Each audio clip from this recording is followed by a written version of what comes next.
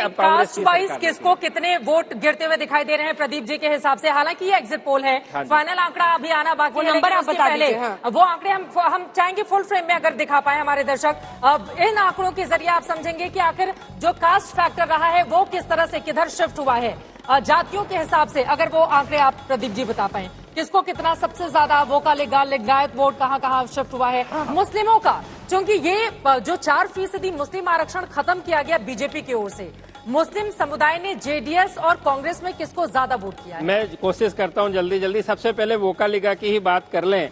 पिछली बार 54% वोट मिले थे जेडीएस को, इस बार 46%, सबसे बड़ा अभी भी जेडीएस ले रही है वोकालिगा में, और 25 और 24% बीजेपी और कांग्रेस में करीब आधा बटा। ये हो गई बात वोकालिगा की।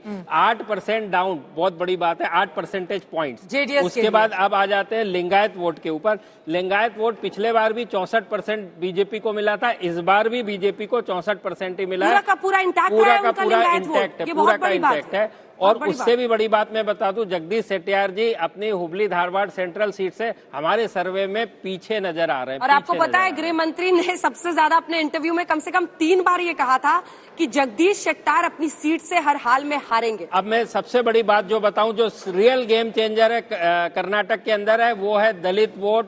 दलित वोट में कांग्रेस के वोट में 14% का इजाफा हुआ, 14%।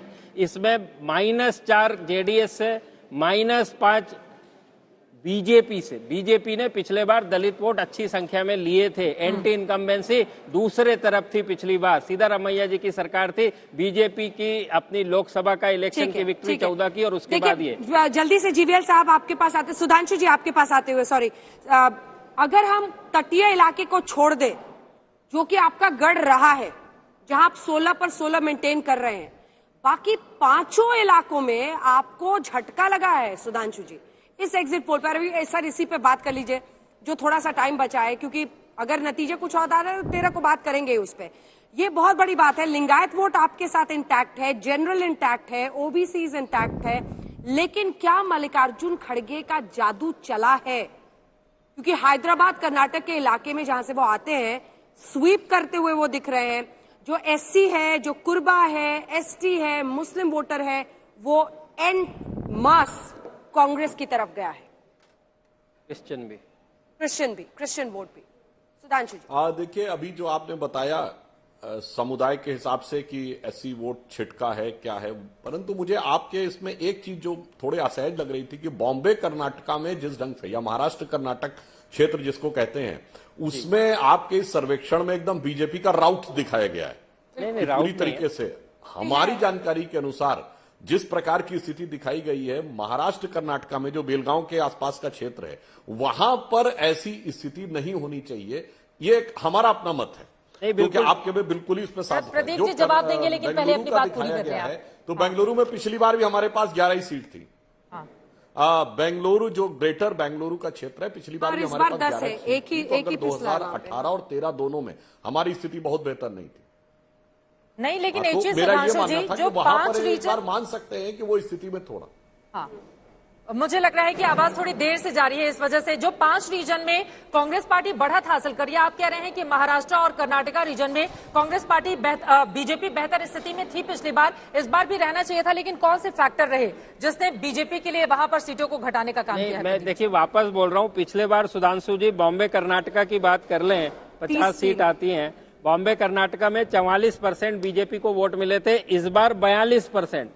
ज्यादा शिफ्ट जो आप राउट कह रहे हैं उस लिहाज से राउट नहीं है, पर सीट्स में तो है ना सर। बट सीट में क्यों है मैं बता रहा हूँ, उसीलिए मैं बता रहा हूँ। बॉम्बे कर्नाटक में बड़ी पिक्चर है। बीजेपी कांग्रेस को पिछली बार 39-39% वोट मिले थे, इस बार 45%।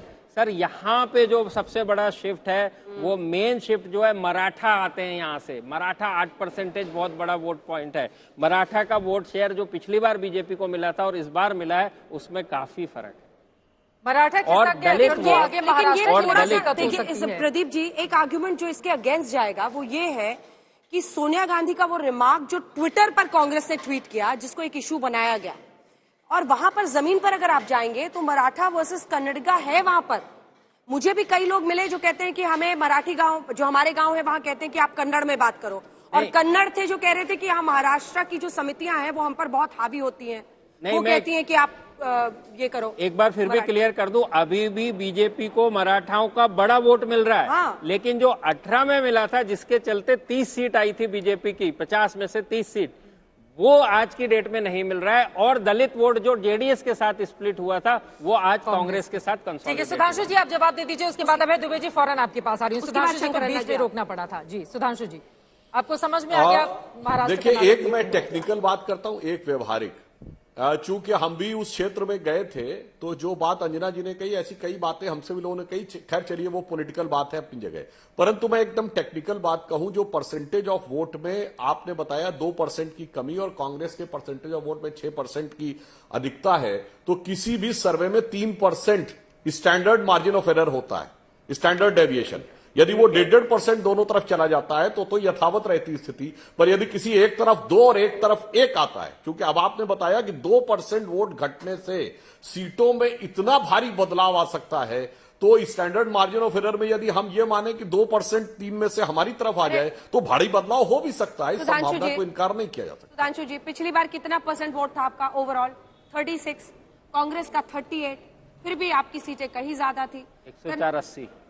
तो बहुत दिलचस्प स्टेट है कर्नाटक, इसलिए अभी ये इफ एंड बट को छोड़ देते हैं। अभय जी से यही तो मैं कहने की कोशिश कर रहा हूं ठीक है, अंजना जी। ठीक है, ठीक है, ठीक है। अंजना जी, इसीलिए तो मैं ये कहने की कोशिश कर 13 रहा को हूं तो कि आप मिलेंगे ही 2% वोट के सांसद जी। डिफरेंस में बहुत भारी चेंज आ सकता है। ठीक है, अभय जी 5 रीजन्स में आप गेन कर रहे हैं, किसको एट्रीब्यूट करेंगे आप ये पूरा सक्सेस?